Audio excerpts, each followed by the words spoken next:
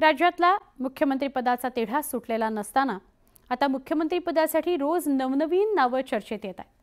त्यातच एक नाव पुढे आलं ते केंद्रीय राज्यमंत्री मुरलीधर मोहोळ यांचं। नाव पुढे येताच मोहोळ यांनी तातडीने ट्विट करत आपण या स्पर्धेत नाही असं स्पष्ट केलं।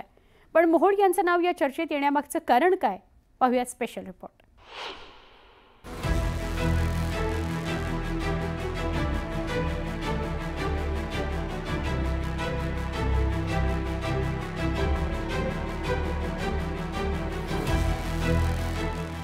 राज्यात भाजपचाच मुख्यमंत्री होणार हे जरी स्पष्ट असलं तरी मुख्यमंत्री पदाची माळ कुणाच्या गळ्यात पडणार याचं उत्तर मात्र मिळालेलं नाहीये।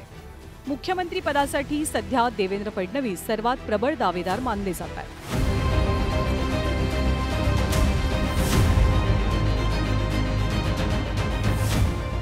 पण अजूनही त्यांच्या नावावर अधिकृत शिक्कामोर्तब न झाल्यानं राजकीय कुजबूज सुद्धा रंगलेली आहे।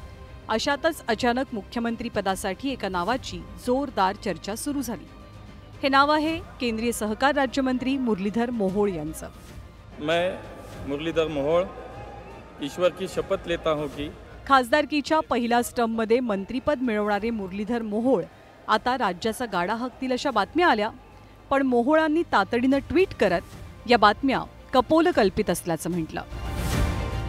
समाज माध्यमांमधनं माझ्या नावाची महाराष्ट्राच्या मुख्यमंत्री पदासाठी होणारी चर्चा निरर्थक आणि कपोलकल्पित आहे। आम्ही भारतीय जनता पार्टी म्हणून लढताना महाराष्ट्र विधानसभा निवडणूक आमचे नेते माननीय देवेंद्रजींच्या नेतृत्वात लढलो। महाराष्ट्राच्या जनतेनं कौलही ऐतिहासिक दिलाय। आमच्या भारतीय जनता पार्टीत पक्षशिस्त आणि पार्टीचा निर्णय सर्वोच्च असतो। असे निर्णय पार्लमेंटरी बोर्डात एकमतावरती घेतले जातात, ना की सोशल मीडियाच्या चर्चेवर।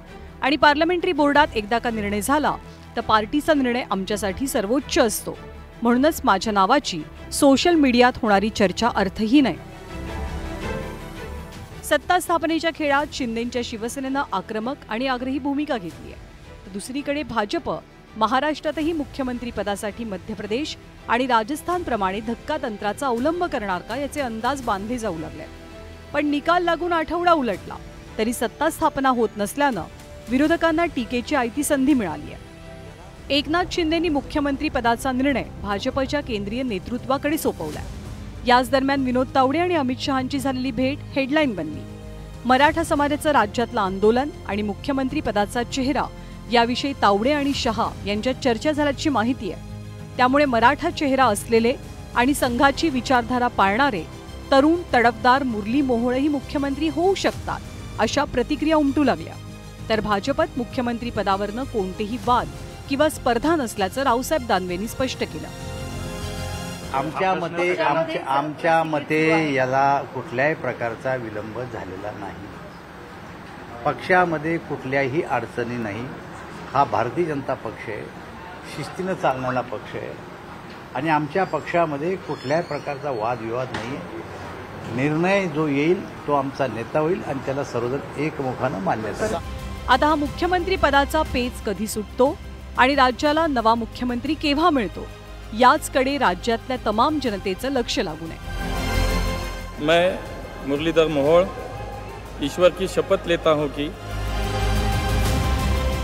Bureau report, news 18 Lokmat.